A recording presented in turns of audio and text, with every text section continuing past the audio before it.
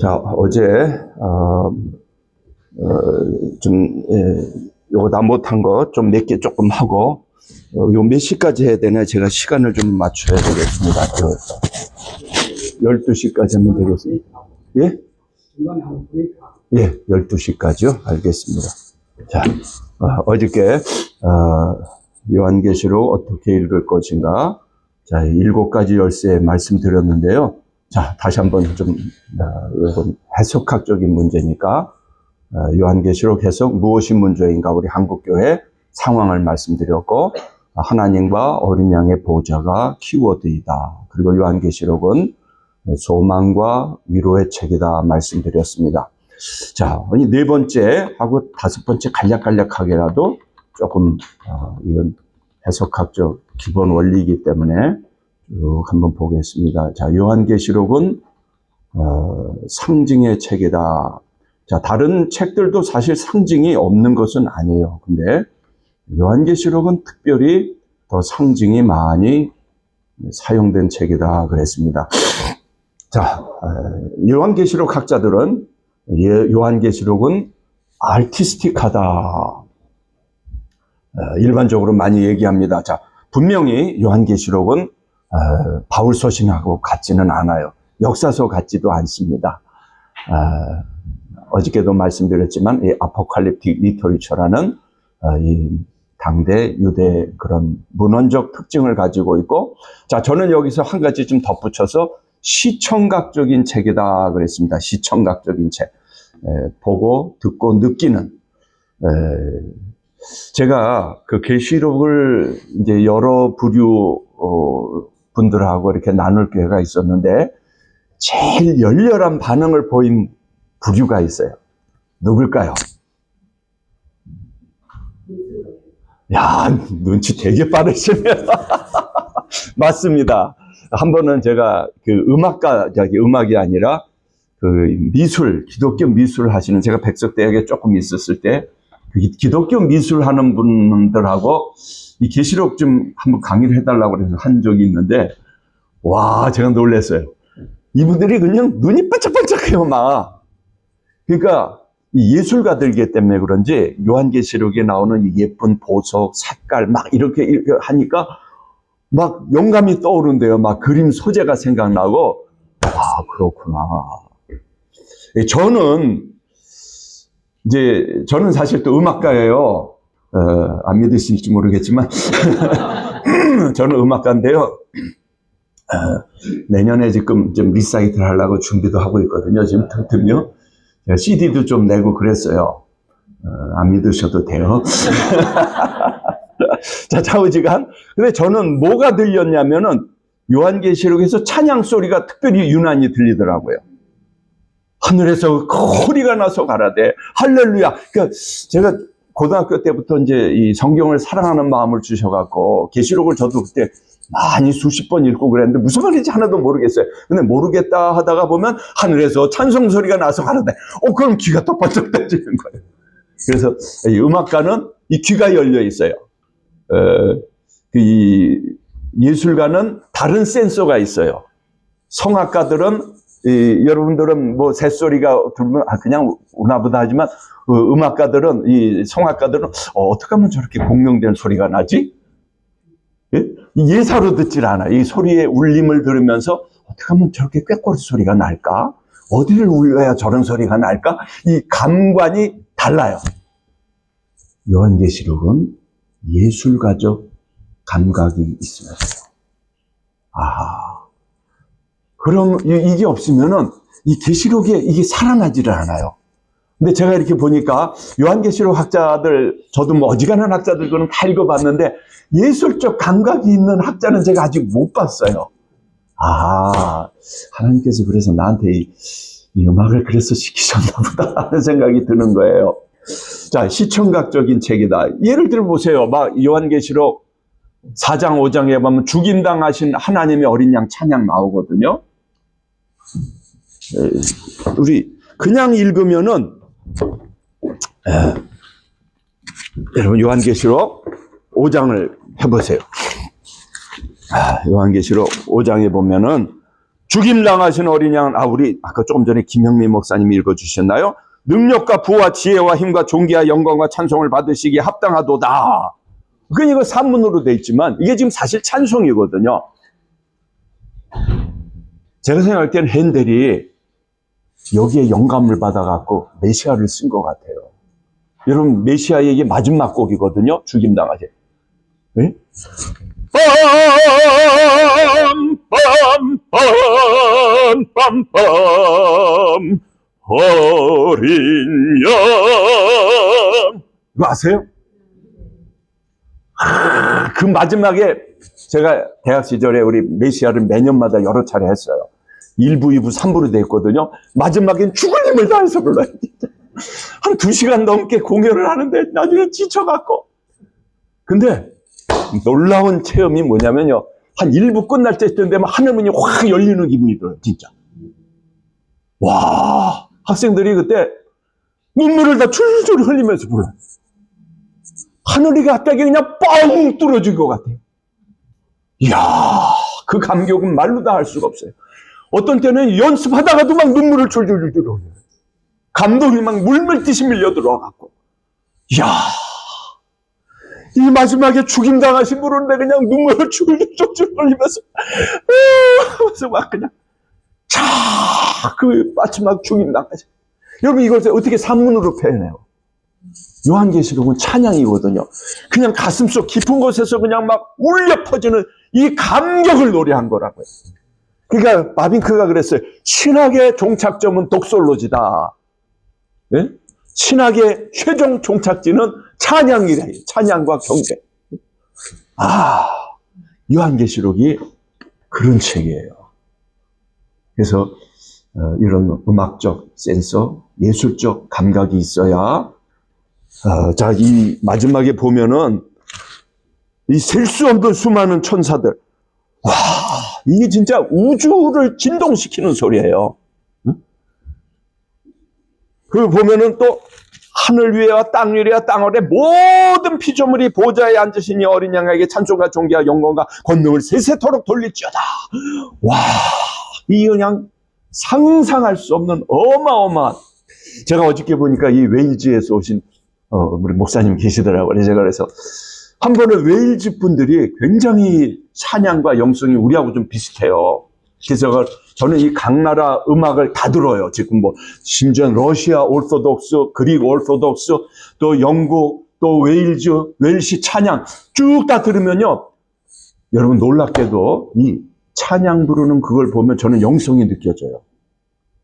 제가 좀 음악적으로 민감해서 그런지 그 영성이 확 다가오는데 이 웰시 분들의 영성이 우리하고 비슷하더라고요. 이 한 10,000명이 넘는 우리 성도님들이 특히 남성도님들이라고요.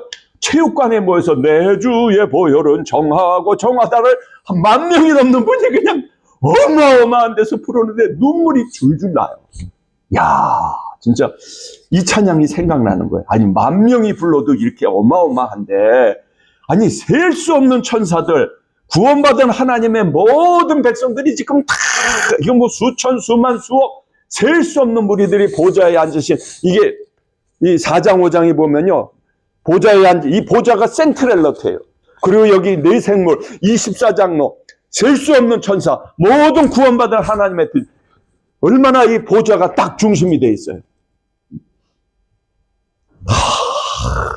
근데 여러분, 저와 여러분들이 이 영광의 찬양의 대열에 합류할 것입니다. 네? 이게 놀라운 거예요, 이게. 자, 그래서 요한계시록은 상징의 책이다. 왜? 메시지를 이 임팩트가 요한계시록이 엄청 강해요. 그래서 제가 지금 요새 요한복음을 쓰긴 쓰는데, 다른 책을 보면 조금, 이 감동이 조금 떨어져요. 너무 센 걸 이미 자극을 받아서 그런지, 제가 아퀴나스가 생각나는 거예요. 아퀴나스가 그 영광을 보고 나니까 책 쓸 마음이 사라졌대요. 내 책을 다 불태워버려라. 그래서 내가 잘못 시작했나. 이거, 계시록으로 강력하게 이 책을, 근데 사실은 뭐 좀 다른 책도 사랑하고요. 하고 싶었는데, 요한계시록이 너무 어렵다 보니까 교수 생활 거의 뭐 20년 조금 넘게 했는데, 집필하는데 10년이 넘게 걸렸고요. 이제 학위하고 와서 한 10년 가르치고 논문 쓰고 하다가 이제 이 책을 마쳐야 되겠다 싶어서 해서 간신히 하나님 은혜로 은퇴 전에 이제 마쳤는데 그 들인 시간은 다른 책이 아마 몇 배가 될 거예요. 그만큼 어렵더라고요. 근데 그 감동은 헤아릴 수 없이 컸어요. 저는 후회함이 없다. 제가 계시록을 하려고 한 것도 아닌데 하나님께서 계시록을 하게 하셨고, 근데 이 계시록의 이 임팩트는 글쎄 다른 책이 이렇게 강력한 임팩트를 줄 수 있을까 생각이 되죠. 자, 저는 사실 미술에 대해서는 좀 문외한이에요. 근데 이제 유학 시절에 박물관을 보고 또 특별히 기억나는 전시회가 시카고 아트 인스티튜트라고 아주 유명한 시카고의 미술대학이 있는데 거기서 한 번은 고갱전 전시회를 했어요. 그래서 그때 그 전시회를 보려고 미국 전역에서 왔어요. 사실은 비행기 타고도 오고 막 미국 사람들이 와서 이 그림을 구경하는데 이 고흐 그림을 보는 순간 이거 뭐 화면으로 옮길 수가 없네요. 진짜 이 그림이 사람을 이렇게 강력하게 빨아들이는구나. 확 빨아들이고 그 고흐의 그 내면의 아픔과 고통이 그대로 확 전달이 되더라고요. 내 차례 그냥 눈물이 핑핑 돌아요. 그냥 딱 보고는 놀이 빠져버려요. 제 친구 중에 우리 나영환 박사님이 케임브리지에서 박사하시고 총신에서 조직신학 교수님이신데 고흐를 얼마나 좋아하시는지 고흐 책을 몇 권 썼어요. 그래서 저도 가깝게 지내는 분이라 읽고 고흐에 대해서 많이 관심을 갖게 됐고 이제 고흐 팬이 됐는데 저도 이번에 고흐가 사는 마을을 보면서 고흐의 그림이 이런 가운데서 나왔구나. 당대 화가들이 화려한 그림, 이 귀족들을 위한 그림을 그렸는데 고흐는 찢어지게 가난하는 이 사람들의 감자 먹는 그림 여러분 보셨나요? 네덜란드 가니까 이번에 그게 느껴지더라고요. 자, 요한계시록은 그런 책이다. 요한계시록을 너무 막 분석하고 제가 어저께도 말씀드렸잖아요. 포이트레스 교수님이 초등학교 때 요한계시록을 보고 은혜를 많이 받았다. 그림을 볼 때 우리가 이걸 이제 미술가들은 나름대로 분석하겠지만 이 감각기관이 다른 거예요. 로마서는 막 이 진리를 논리적으로 막 진행하고 하는데 요한계시록은 딱 보여주는 거예요. 믿는 자의 마지막을 딱 보여주는 거예요. 믿지 않는 자의 마지막을 딱 보여주는 거예요. 그러면서 거기에 임팩트를 딱 받고 그러면 내가 어떻게 살 것이냐. 이게 이제 요한계시록의 레토릭이다. 자, 새 예루살렘의 기초석이 12보석으로 되어 있다. 그러니까 너무나 아름답고 너무나 찬란하니까 보석으로 비유를 하는 거예요. 자, 요거 내일 또 보여드릴 텐데요. 쭉쭉쭉쭉 넘어가겠어요. 자, 이 아름다운. 자, 상징, 14만 4천 말씀드렸죠. 구원받은 하나님의 백성이다. 자, 666 넘어가겠어요. 자, 이 아마겟돈도 한동안은, 어떤 나라로 많이 해석했잖아요. 중동에서 일어나는 무슨 3차 세계대전. 근데 이 하르마게돈이라는 뜻인데 무기또의 산이란 뜻이에요. 근데 무기또는 사실 평야지대고 얇은 구릉이 좀 있는데 거기서 3차 세계대전이 일어난다? 말도 안 돼요.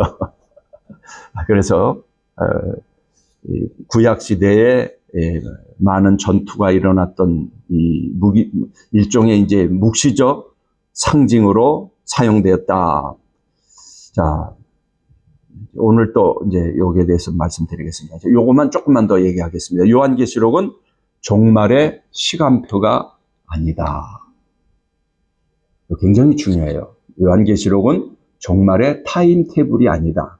이 세대주의자들은 자꾸 이 타임테이블을 만들어요. 초림, 교회시대, 휴거, 7년대 환란, 재림. 어떤 그 세대주의자에 의하면 재림이 한 번, 두 번, 막 세 번, 네 번까지 있더라고요.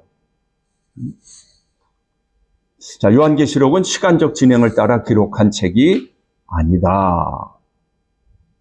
그러므로 이 반 우닉이라는 학자가 내 본 것과 이제 있는 일과 장차 될 일을 기록하라. 그래서 1장은 과거고 2장, 3장은 현재고 4장부터 22장은 미래다. 근데 이 도식이 맞지가 않아요. 자, 이제 보여드릴게요. 자, 요한계시록은 반복적이며 순환적 구조를 가지고 있다. 벌써 AD 3세기경부터 빅토리누스, 어거스틴, 요한계시록은 사이클릭 구조를 가지고 있다. 한 번은 저희 딸이 중학생 때 아빠가 계시록 가르쳐? 그래, 그랬어요. 그래, 그러니까. 그럼 요한계시록 지금 몇 장까지 이루어졌어? 그래. 어디서 들었는지 계시록 지금 몇 장까지 이루어졌냐는 거예요. 자, 이게 우리가 알게 모르게 세대주의에 영향을 받은 거예요. 저도 그렇게 생각했어요. 요한계시록 전체가 다 이제 이렇게 요한계시록 예언 목록집이고 하나씩 이루어진다는 거예요.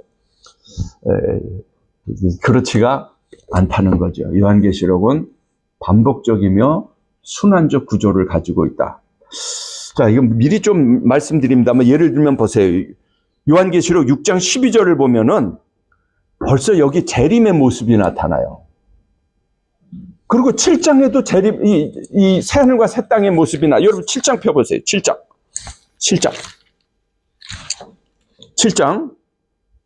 16절 보면은 그들이 다시는 줄이지도 아니하며 목마르지도 아니하고 해나 아무 뜨거운 기운에 상하지도 아니하리니 이는 보좌 가운데 계신 어린 양이 그들의 목자가 돼서 생명수샘으로 인도하시고 하나님께서 그들의 눈에서 모든 눈물을 씻어 주실 것입니다. 자, 이 모습하고 21장, 22장 모습하고 달라요? 다르지가 않아요. 벌써 중간 새하늘과 새 땅에서 축복받는 그 복락의 삶이 여기저기 표현이 되어 있고 예수님의 재림의 모습이 이미 여기저기 계속해서 나타나 있어요. 자, 아마 여러분들이 좀 혼란이 일어날지도 몰라요. 자, 요한계시록은 시간적 순서를 따라 기록되지 않았다. 반복적이며 순환적 구조를 가지고 있다.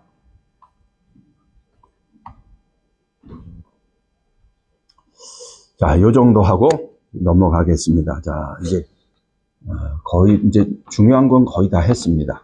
자, 이제 오늘 주제, 자, 여기 조금 겹치기 때문에, 자, 이제 제일 어떻게 보면 중요한 파트인데요. 거의 6장부터 18장까지 해당되는 부분이에요. 일곱 나팔, 일곱 대접 재앙을 어떻게 볼 것인가. 그 중요한 내용들이 무엇인가 한번 보겠습니다. 자,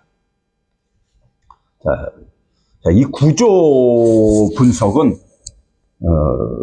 어떤 절대적인 기준이 없어요. 학자들마다 사실 이제 이 스트럭처 분석을 보면 너무너무 다양하고 그냥 학자들의 어떻게 보면 각자 자신의 어떻게 보면 관점이 달려 있기 때문에 자, 근데 이거는 이제 그냥 저도 주석에는 꼭 뭐 구분할 때 이렇게 하지는 않는데 이건 편의상 이렇게 한 거예요. 1장 5절까지 서론이다. 그리고 6장부터 16장 요한계시록의 어떻게 보면 가장 긴 부분을 차지합니다. 그리고 19장부터 26장, 22장까지 결론이다. 어린 양 혼인잔치, 거룩한 용사, 아마겟돈, 천령톤치, 새하늘과 새 땅, 새 예루살렘, 새 에덴. 자, 이제 제가 그랬죠? 이 부분을, 요거를 꼭, 요 도식을 암기하시라고요. 그쵸? 여러 차례 보여드렸습니다. 자, 이젠 다 외우셨죠? 요것만 딱 잡고 있으면 요한계시록이 큰 게 확 다 뚫려버린다고 했어요. 자, 이제 보십시오. 한번. 6장 1절부터, 그 6장 전체는 첫째 인부터 몇째 인까지요? 여섯째 인. 자, 이상한 거는 일곱째 인이 여기 안 나와요. 그렇죠? 그리고 7장에 이제 14만 4천이 나오고 하늘에 있는 또 하나님의 백성들 나오고 자, 그 다음에 8장 9장이 이제 사실 첫째 나팔부터 여섯째 나팔까지 돼 있어요. 그리고 8장 1절부터 5절까지가 일곱째 인이에요. 그러니까 크게 이제 그림을 좀 그려두세요. 6장은 인심판, 8장 9장은 뭐예요? 나팔심판. 그리고 16장은 대접재앙. 그리고 이제 중간에 한 세 가지, 요거를 이제 막간이라, 뭐 어떤 사람은 삽입구다, 뭐 여러 가지 용어로 표현할 수 있지만 이게 계속해서 기록된 게 잠깨라고요? 감사합니다. 자, 가끔 올려주세요. 자, 막간이 이렇게 있다. 이 막간의 중요한 내용은 뭐냐면, 이 막간의 큰 내용은 뭐냐면, 하나님의 백성들은 어떻게 될 것인가예요. 하나님께서 어떻게 보호하시고, 또, 어떻게 될 것인가. 이게 이제 중요한 막간의 사실 내용들이에요. 7장에는 14만 4천, 11장에는 두 중인, 또 12장, 13장, 우리 어제 저녁 때 말씀드렸는데, 교회가, 당면한 영적인 전쟁. 그러니까 이게 시간 순서가 아니라 12장, 13장 같은 경우는 초림과 재림이 다 포함되어 있어요. 미래가 다 포함되어 있고, 아니면 영원한, 이 창세전에 어떻게 보면은 이 영적인 전쟁까지. 이게 뭐 변화무쌍해요. 자, 요것과 요 도식을 여러분이 좀 친숙하시면은 요한계시록이 훨씬 이해하기가 쉬워지신다. 자, 이 내용이 뭐냐는 거예요. 그럼 일곱인 재앙의 내용이 뭐냐? 한번 따라해 봅시다. 말심판. 네.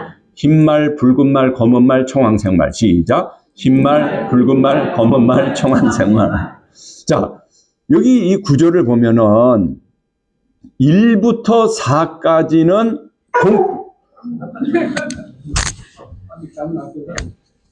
이거 제 거는 아니죠? 예. 예? 유튜브로요? 저한테로요? 아, 노트북으로? 아, 범인이 나예요? 아, 이거 왜 켜져 있어요? 미안합니다. 아, 모르는 척 켜놔야 되겠네. 유튜브. 아, 여기구나. 아, 미안합니다. 아, 내가 범인이었구나. 아까 파일 보낸다고 켜놓고는. 자, 1부터 4까지는 공통분모가 있다. 그리고 5부터 6까지는 이게 굉장히 느슨해져요, 구조가. 그러니까 일곱인의 1부터 4까지는 말이라는 공통분모가 있고, 일곱 나팔, 일곱 대접은, 자, 따라해 봅시다. 땅바다 강해. 네, 땅바다 강해. 시작. 외우기 쉽죠? 시작. 땅바다 강해. 자. 그리고 5제부터 6제까지는 또 느슨한 구조를 가지고 있어요. 네? 자, 그리고, 흰말, 붉은말, 검은말, 청황색말. 5제에는 순교자들의 기도가 기록되어 있고, 자, 이거 어떤 재앙이 여기는 없어요. 그리고 6번째에는 마지막 날의 모습이 있고, 7제는 하늘의 침묵이 있어요. 자, 이 세 심판의 관계에 대해서 그동안 많은 논의가 있었어요. 이 세대주의자들은 이것을 다 시간적 진행을 따라 기록된 심판이다. 즉, 7인 심판이 끝나고 이제 심판의 제2막, 7 나팔 심판이 시작되고, 또 7 나팔 심판이 끝나고 7 대접 심판이 시작된다. 이런 식으로 세대주의자들은 생각을 해왔어요. 주장을 해와요. 자, 또 거기에 반대해서, 이건 반복 재현이다. 동일한 시대인데, 또, 이 반복적인 이 리캐피툴레이션을 지지하는 학자들도 있었어요. 자, 근데 저도 처음에는 제가 전에 논문 쓸 때는 2번을 조금 지지했는데 주석을 다 쓰고 나서 보니까 반복 재현도 한계가 있다. 왜냐하면 이게 동시대라고 볼 수 없는 문제점들이 생겨요. 이걸 어떻게 동일한 심판으로 말할 수 있을까? 지금에서는 저는 요 3번째가 제일 그래도 적절하다. 각기 다른 관점에서 이 심판을 기록했다. 그 내용이 그렇다는 거예요. 자, 이제 하나씩 조금씩 이제 보면은, 자, 아까도 이제 말씀드린 내용이 바로 이게, 요한계시록은 종말의 시간표가 아니다. 자, 그래서 우리가 자꾸 종말에 어떤 이 타임 테이블을 만드는 것을 조심해야 된다. 이제 여기서 이제 질문이 생겨요. 사도 요한이 계시를 받았을 때 그냥 받은 대로 막 적었을까? 근데 이렇게 생각하기에는 이 구조가 너무나 치밀한 거예요. 그러니까 계시받았다고 해서 막 쓴 게 아니라 이것을 묵상하고 또 소화하고 해서 이제 그것도 성령님께서 인도하셨겠죠. 성령의 인도하심을 따라서 섬세한 이런 구조를 가지고 있어요. 자, 예를 들면 이런 거예요. 왜 일곱인, 일곱 나팔, 일곱 대접이냔 말이에요. 마치 이 일곱이라는 곳에 의도적으로 맞춘 것 같이 얘기해요. 심판의 내용을 그냥 막 나열하는 게 목적이 아닌 거예요. 예를 들면 일곱 나팔, 일곱인, 뭐 여덟 대접, 여덟 나팔 될 수도 있고 뭐 다섯 나팔, 다섯 대접을 될 수도 있는데 7이라는 숫자에 딱 맞춰 있어요. 자, 또 보면은 처음 네 심판이 서로 병행한다. 아까도 말씀드렸죠. 말이라는 곳에 그 공통점이 있고 땅, 바다, 강, 해라는 공통 분모가 있어요. 그리고 다섯째부터 여섯째까지는 느슨한 구조가 있어요. 또 재미있는 것은 아까도 봤지만 여섯째 인과 일곱째 인 사이에 막간이 있어요. 여섯째 인과, 자 보세요. 여섯째 인과 일곱째 인 사이에 막간이 있고 여섯째 나팔과 일곱째 나팔 사이에 또 막간이 있어요. 그러니까 굉장히 아주 치밀해요, 구조가.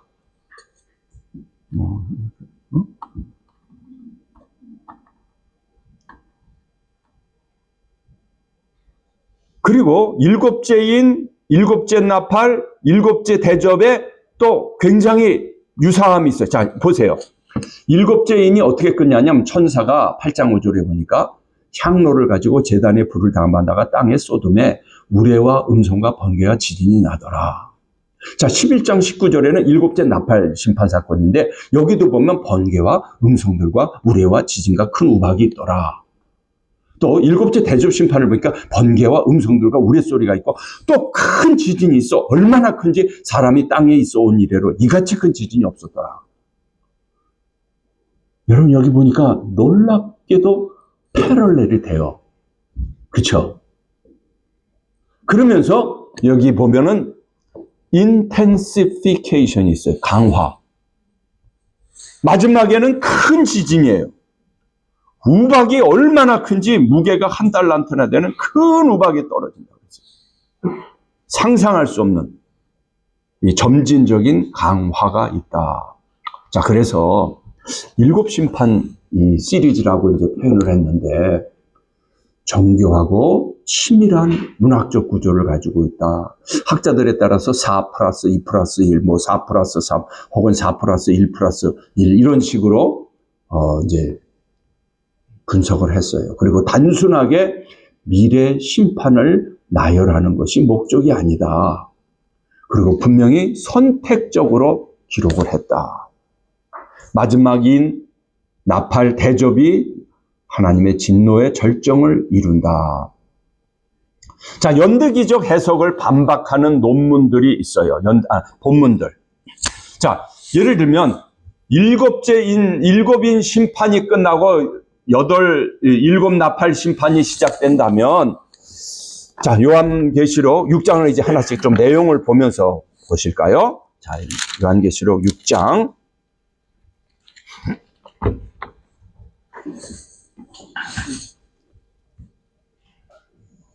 요한계시록 6장 12절을 보십시다.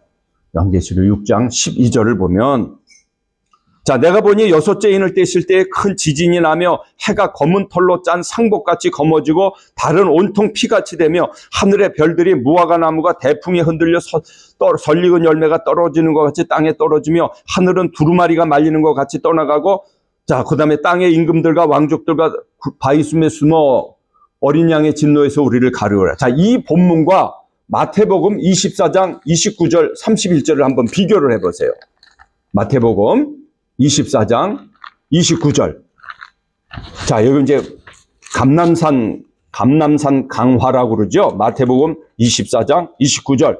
자, 29절 보면 그날 환란 후에 즉시 해가 어두워지며 달이 빛을 내지 아니하며 별들이 하늘에서 떨어지며 하늘의 권능들이 흔들리리라. 어떻습니까, 여러분? 유사합니까? 유사하지 않습니까? 네, 거의 조금씩 표현은 달라도 하늘의 별들이 떨어지고 막 권능들이 흔들리고 해가 어두워진다 그랬어요. 요한계시록에서는 해가 검어진다 그랬어요. 하늘이 막 떠나간다. 각 산과 섬이 제자리에서 옮겨진다. 자, 우리말로는 이거 옮겨진다고 그랬는데 사실 이게 사라진다는 뜻이에요. 자, 무슨 얘기냐면 저도 동의를 하고요. 많은 주석가들이 이 여섯째 인 사건은 예수님의 재림 시에 일어날 일이다. 끝난 거예요. 끝난 거예요. 그러니까 연대기적 해석이 될 수가 없다는 거예요. 재림 상황이면 이미 마지막 상황이에요. 자, 그리고 여섯째 인과 일곱째 대접 심판이 병행을 한다. 자, 지금 여섯째 인이 예수님의 재림 시에 일어날 일이라고 그랬어요. 각 산과 섬이 사라져 버린다 그랬어요. 자, 근데 16장 20절을 보세요. 16장 20절. 자, 16장 20절에 보면 이게 무슨 사건이냐면 일곱 대접재앙이에요. 일곱 대접재앙. 자, 일곱 대접재앙인데 여기 보면 큰 지진이 나고 막 보좌로부터 이르시되 데웠다 하시고 그 다음에 20절을 보세요. 같이 읽겠습니다. 각 섬도 없어지고 산악도 간데 없더라. 자, 여러분 이상하지 않아요? 만약 이게 연대기적이라면 이미 다 없어졌는데요. 그렇죠? 이미 일곱째 인 심판에서 여섯째 인에서 각 산과 섬이 다 사라졌는데 왜 또 갑자기 또 일곱 대접 심판에서 사라진다고 그래? 이미 다 없어졌는데 사라질 것도 없다 이 말이에요. 그러니까 이걸 연대기적으로 해석하면 모순이 발생한다는 거예요. 놀라운 것은 일곱째 나팔 심판도 예수님의 재림과 관계가 돼요. 자, 11장 15절을 보세요. 11장 15절. 11장 15절을 보세요. 자, 요한은 예수님의 재림을 어떤 사건으로 기록하기도 하지만은 그 예수님의 재림과 관계된 신학적 의미를 설명해 줘요. 자, 이게 굉장히 중요해요. 왜 칠판이 있으면 조금씩 쓰면서 하면 좀 좋겠는데, 좌우지간. 있습니까?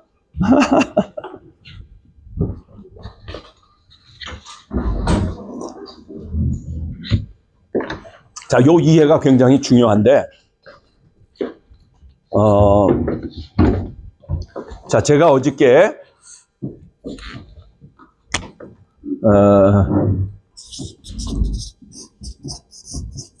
요한이 테올로고스이다, 신학자이다 얘기했죠?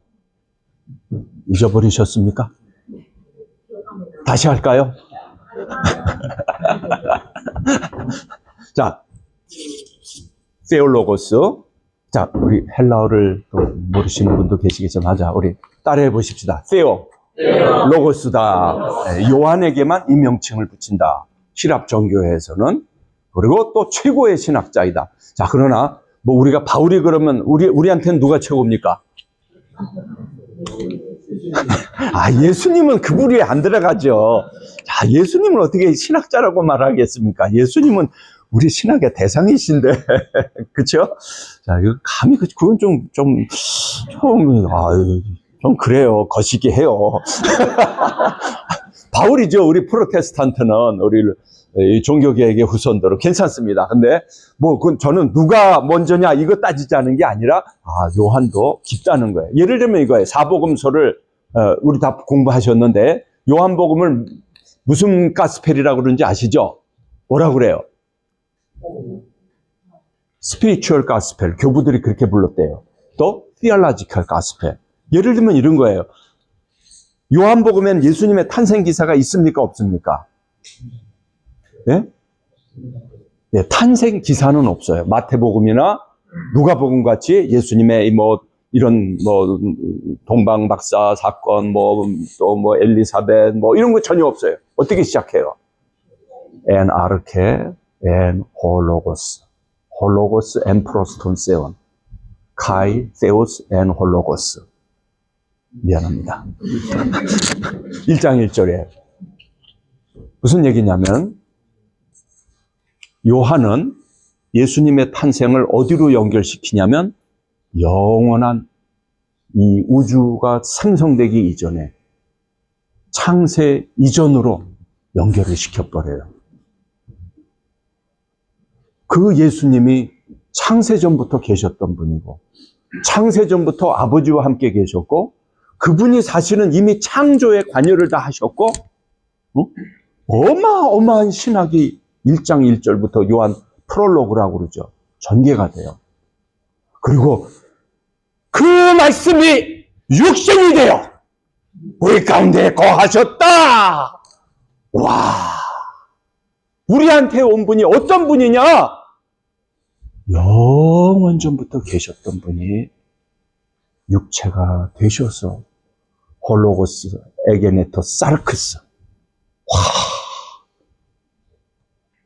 어마어마한 이 기독론 신학을 밑바닥에 쫙 깔고 우리한테 온 그분이 바로 하나님을 영광을 보여주시는 그분이다. 하나님의 본체시다. 하나님 그분의 형상이시다. 독생하신 하나님이 나타내셨느니라. 신학적으로 진술한다는 거예요. 네, 이해가 되시겠어요? 제가 가만 보니까 요한계시록도 재림을 우리는 예수님 재림하신다. 우리 자꾸 이제 재림의 징조 찾고 막 그러는데 그게 아니라 예수님의 재림이 신학적으로 어떤 의미가 있는가? 우리한테 어떤 영향을 미치는가? 그 관점에서 어마어마한 어린 양 혼인잔치도 그렇고 하나하나 지금 전개를 하고 있는 거예요. 이 포인트를 놓치면 안 된다는 거예요. 자, 연대기적 해석의 모순이다. 자, 첫째 나팔과 다섯째 나팔이 충돌해요. 첫째 나팔에 보면 땅과 수목의 3분의 1이 타서 모든 풀이 타버렸어요. 근데 9장 4절에 보니까 지금 나팔 심판인데도 땅에 풀이나 푸른 곳이나 각종 수목은 해하지 말라. 아니, 타버렸는데 아무 일이 없었던 것 같이 또 전개를 해나가요. 패러독스가 계속 생겨버린다는 거예요. 여섯째 인과 넷째 나팔 심판도 충돌을 일으켜요. 여섯째 인 사건에 해와 달이 이미 빛을 잃어버렸어요. 하늘의 별들이 땅에 떨어졌어요. 근데 넷째 나팔 심판에 아무 일도 없었던 듯이 해, 달, 별의 3분의 1이 타격을 받았다. 이게 크로놀로지가 아니라는 거예요. 자, 이건 더 이상 얘기하지 않아도 되겠어요? 자, 이제 이 일곱 나팔, 일곱 대절 심판에 있어서 우리가 놓치지 말아야 될 가장 중요한 신학적 성격. 자, 제가 어저께 천년 통치 다룰 때 요 말씀을 드렸는데 아마 또 좀 반복을 좀 하겠습니다. 듣지 못한 분도 계시기 때문에. 자, 제일 중요한 특징입니다. 요한계시록의 심판은 신정론적인 특징을 가지고 있다. 신정론이 뭐냐? 하나님이 의로우시다. 그리고 하나님의 백성도 의롭다. 자, 좀 미리 나가 보겠습니다. 요게 어디 있나? 자, 요한계시록에는 이 진노라는 말이 많이 사용되고 있어요. 자, 이 오르게와 튜모스라는 단어가 사용되고 있는데 분노의 상태를 나타내고 있고 튜모스는 보다 더 강렬한 분노의 상태, 폭발적인 분노의 표출을 가리킨다. 자, 이런 거예요.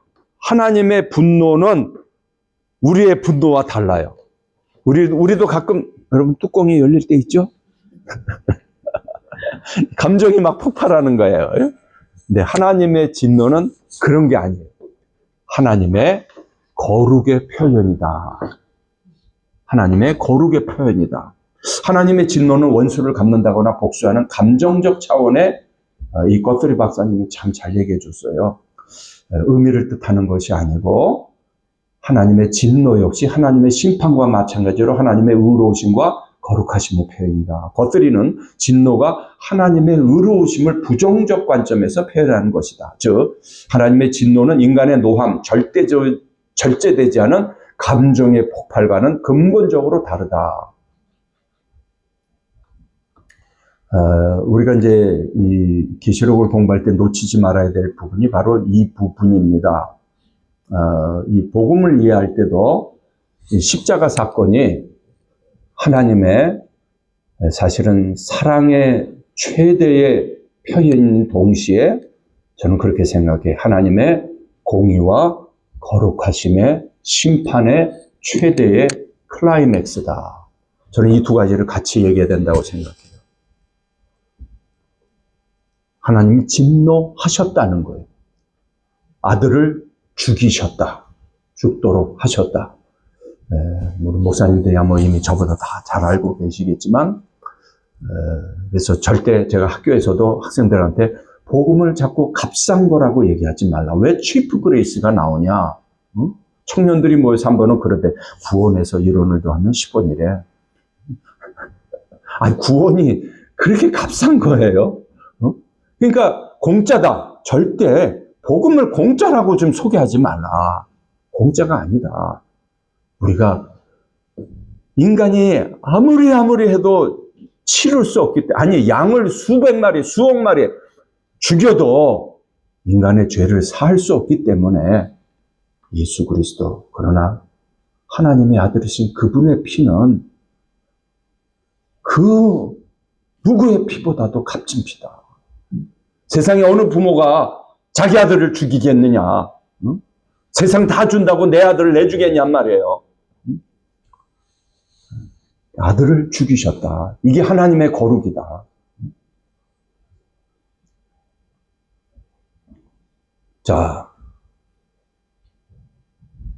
그래서 하나님이 심판하셔야 된다. 근데 하나님의 백성도 의롭다.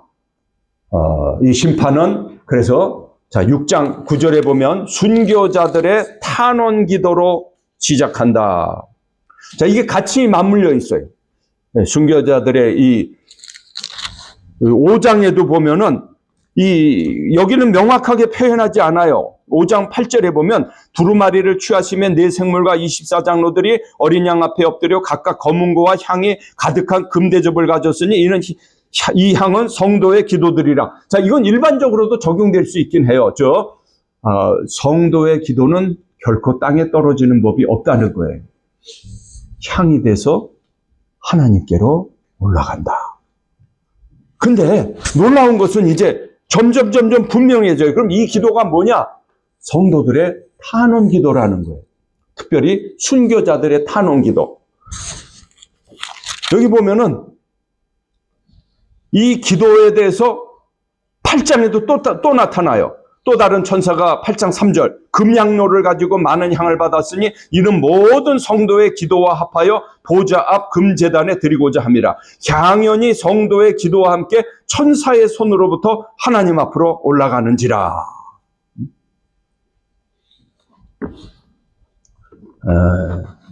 참 누구예요? 한번 써보자. 이 기도에 대해서 어디 있어요? 레온 모리스가 미리 좀 보여드립니다. 향과 기도가 하나님 앞에 올려진다.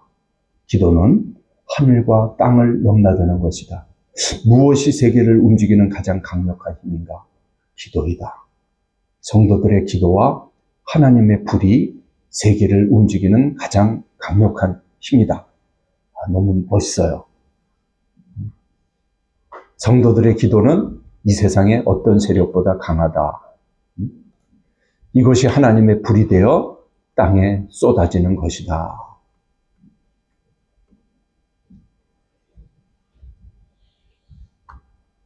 자, 우리 같이 읽어보겠습니다. 이 신정론을 이 대접 심판의 중간중간, 심판의 중간중간 계속 나타나요. 같이 읽겠습니다. 시작. 전에도 계셨고 지금도 계신 거룩하신 이여, 이렇게 심판하시니 의로우시도다.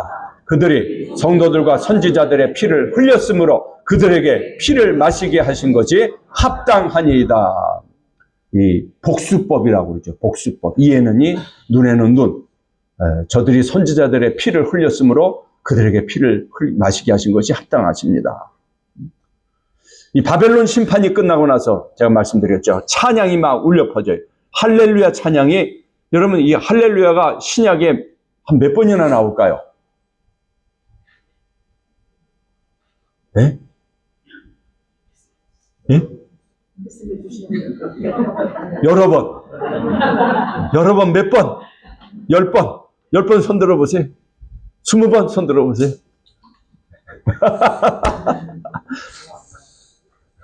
요한계시록에만 4차례 나와요. 19장에만. 예, 물론 시편 같은 데 많이 나오죠. 구약에 보면 여기저기 나오는데, 이 할렐루야, 찬양하라. 심판이 끝나고 나서 Praise the Lord, 찬양하라는 거예요. 구원과 영광과 능력이 우리 하나님께 있도다. 그의 심판은 참되고 의로운지라. 음행으로 땅을 더럽게 한 큰 음료를 심판하사 자기 종들의 피를 음료의 손에 갚으셨도다. 신정론의 절정이 뭐냐? 마귀와 바다 짐승과 땅 짐승의 종말이다. 제가 어저께 천년 통치할 때도 그랬어요. 이 심판의 절정, 이 어마어마한 이 사탄의 멸망에 대한 장인데, 이 메시지는 싹, 이 감격은 싹 다 빠져버리고, 네가 맞냐 내가 맞냐, 무천년이냐 전천년이냐 이거 논쟁하다가 이 엄청난 메시지를 놓쳐버렸다는 거예요. 또 그들을 미혹하는 마귀가 불과 유황못에 던져지니 거기는 그 짐승과 거짓 선지자도 있어 세세토록 밤낮 괴로움을 받으리라. 그래서 이 심판이 하나님의 백성에게는 구원이에요.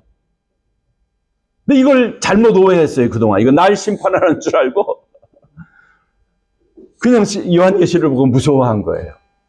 요한계시록은 믿는 자의 마지막을 보여줘요.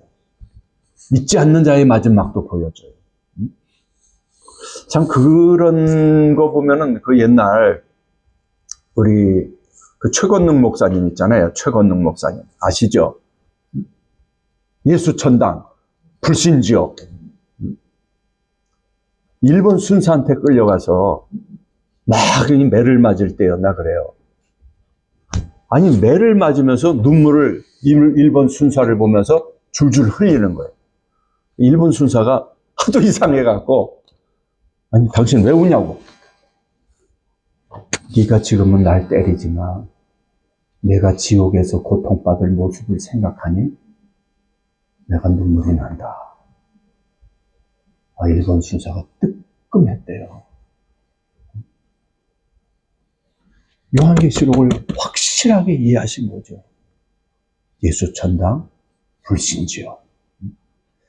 자, 물론 이제 복음의 전도 방법은 뭐 시대에 따라서 달라질 수 있지만 어쨌든 복음의 핵심을 저는 계시록을 정확하게 잘 요약했다고 저는 생각합니다. 자, 이제 한 10분만 쉬십시다. 좀 쉬고 이것도 내용들을 이제 보겠습니다.